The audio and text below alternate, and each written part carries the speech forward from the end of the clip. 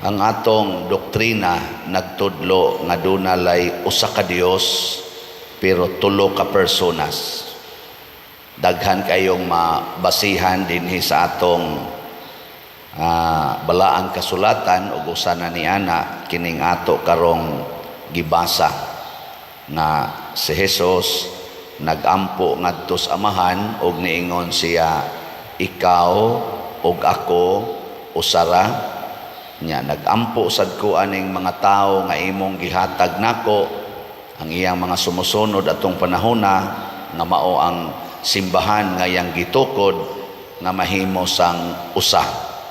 Mao na nga ang tawag nato sa atong simbahan kay ato maning gi-connect ngadto gyud sa tinuod nga simbahan nga gitukod ni Kristo. Moingon gyud ta ang simbahang Katoliko usa, Santos o Katoliko Apostoliko nga simbahan. One Holy Catholic Apostolic Church. Lingay mong tupad ing na makighiusa kanako.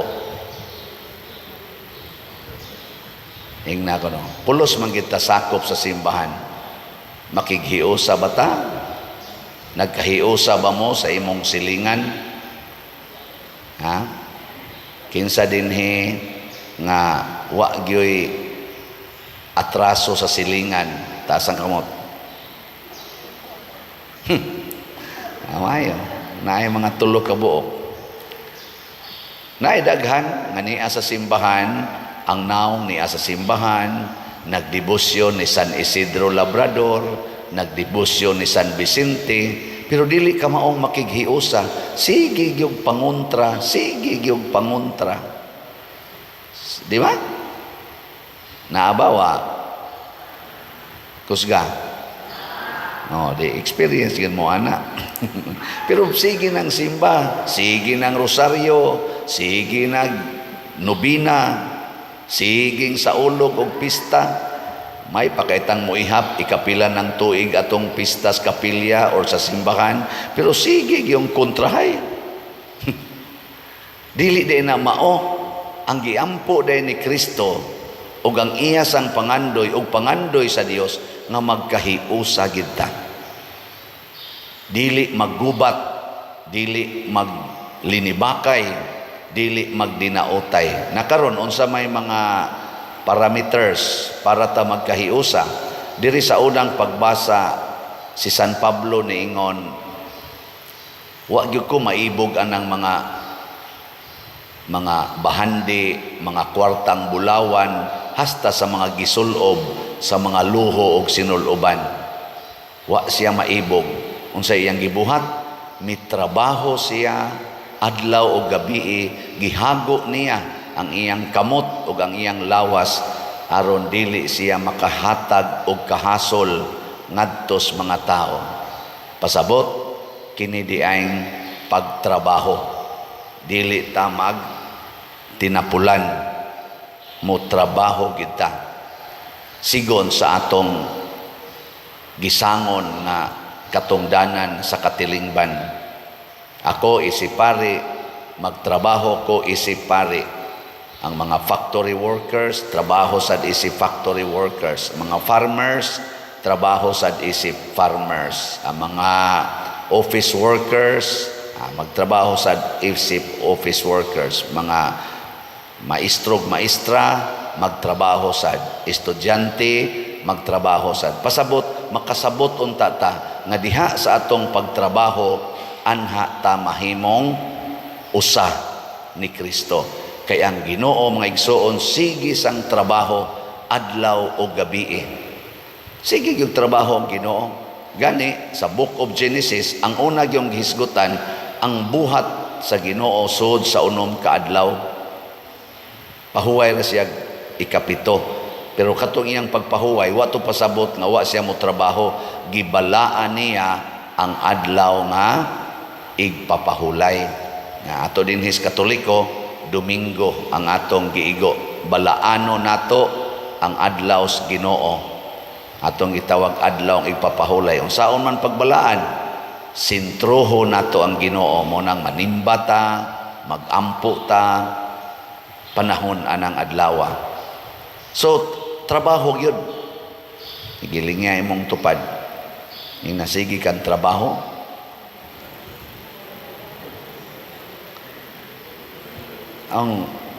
Ang nakaapan, kay ang atong pagtrabaho, usahay, mo-overlap. Ang asawa, magsigi nag-yaw-yaw sa bana. Ang bana, magsigi yaw-yaw sa asawa. Dili man na nato trabaho ang pagpangoreksyon. Tagay sa higayon na makatrabaho sa iyang role. Ang mga anak, ayaw sige higyaw-yaw. Dasiga lang mo trabaho. Ing na makapalangit ginadong ang inyong pagtuon kay estudyante man mo. Makapalangit ginaday ang pagpanglaba kay anak man ka, tabang magyug ka. Makapalangit na ang pagpanghugas og plato. Nya mingon sad sila, kaning pagduwag cellphone ma, unsa man kaning computer, ing kapeligro makapaimpierno kay wa man mo ingong Ginoo nga malangit ta pinaagis duwa. Pero imong gamiton ang cellphone kay magbasa kag Bible, mo basa ka sa mga lives of the saints, mo research ka in support sa imong mga leksyon, kana makapalangit na siya kay related man sa trabaho. Sige lagag tanaw ng porn kanang TikTok, piligrong maimpierno kay di naman na trabaho, unsa man na siya leisure, pag enjoys kaugalingon. Nakaron mao nay makapahiusa kanang way tapulan ba, mahiusa kita tanawar sa atong katilingban. Daghan-daghan yung mga tapulan unsa may ilang buhaton, maligya drugas, magprostitusyon, maligya lawas, mangilad, siging panghaka ng mga pangilad, pang-scam aning diha sa social media. Ngore ingka trabaho man sa napadir. Dili na trabaho bisyo na. Sala man ang trabaho kanang makapalambo sa kinabuhi ug sa katilingban. Ikaduha nga gibuhat si San Pablo sa iyang kalisod, nagsigig tabang sa iyang isig katao. Si San Isidro Labrador, bisan sa iyang kayano o kapobre nga pagka mag-uuma, noted gyud kay siya nga matinabangon kayo, manggihatagon kayo sa iyang ginagmayng income ngadto sa iyang mga silingan nga kabos or mga nanginahanglan. Kining pagpanghatag makapahiusa sa nato. Nilingay mong tupad. Ing nasigi kag hatag og slot dinhi simbahan. Ing nasigi kag hatag og slot or sa ikag palit og slot. Kaya ang ato rabang thinking, tigom. Dili din na makapalangit, di sad na makapahiusa. Ang makapahiusa o makapalangit, hatag. Mao na nga naatay slot, SBF dag, para sa atong kumbento, tag 500, panghatag mog 500. As many as you can. Kay makapahiusa na siya. Unsa may timaan nga mahiusa ta, mulambo ang katilingban, mo improve ba? Inyong tan-aw din sa atong community din San Vicente Liloan, na improve ta or nagkaut-ot? Husga. Improve. Pasabot ana na ay naghinatagay. Nya gusto pa mong mo improve. Pangatag pa more. Tanawa. Di ba? Ang atong SBF daghan pa kay tagaonon. Ang atong halin 21,199 pa. Naapay 38,801 ka slots, tag 500 pesos na atong palitonon. Sige gyud aron mahiusa ta. Hatag gyud 500 pesos kada semana, bisan lang karon tibuok buwan sa Mayo, kuan naman lang, tunga-tunga naman ta. Makapalit lang kag mga duha ka slots, sud aning buwan sa Mayo para aning SBF dag. Wa na, okay na kayo. Makahiusa na nato. Ana. Nya nasa tay gusto kag challenge, nasa ta ni 16 slot challenge nga tag 8,000 pesos. O na nasa tay 18 nga nadawat na 16 slot challenge. Nya ang ato sang kalambuan, nagsige man sa glambo ang community nga atong gitukod, debosyon, ang replika sa mahal nga Birhen sa Fatima, the fourth replica in the world and the only in Asia. It is located in the Philippines, in San Remigio, Cebu. Ato nang natukod 2022 na humana nato karon na sa part 2 nga development ang pag landscape ug ang pagpanindot sa atubangan sa iyang grounds.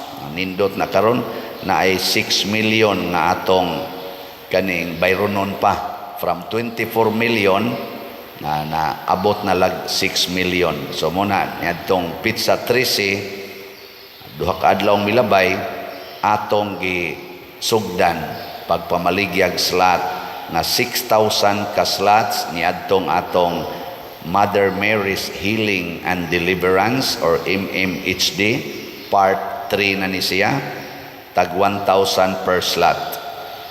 Ang halin dito sa Tres Pastorinhos dito sa Kapilinya nga Foundation, nakadawat sila 82 ka slots as of yesterday.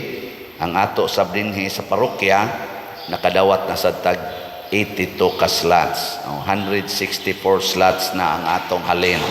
Salamat kayo, pakpak. Salamat aning namalit og slots.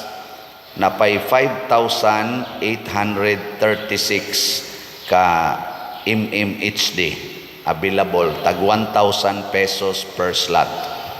Kung mamalitang tanan ani kitang nagdebosyon sa mahal nga Birhen sa Fatima, kitang gustong makighiusa sa mahal nga Birhen, karon buwan maron sa mahal nga Birhen kaning Mayo, mamalit lang tagtag sa kaslat, kitang tanan nga nagdebosyon mahurot ra dayon ning pila ra gud ning 5,836 o kitang tanan mamalita ni hurot dayon ni gilinga imong tupad ing na musaad kag usa ina kono na musaad kag usa ka slot para sa MMHD 1,000 ra man na gamay ra na ya buwan sa Mayo 15 pa ka adlaw magtigom lang kag tag 100 outside bisan ganig tag 70 pesos kada adlaw awa na duol-duol na tinuod di ba muna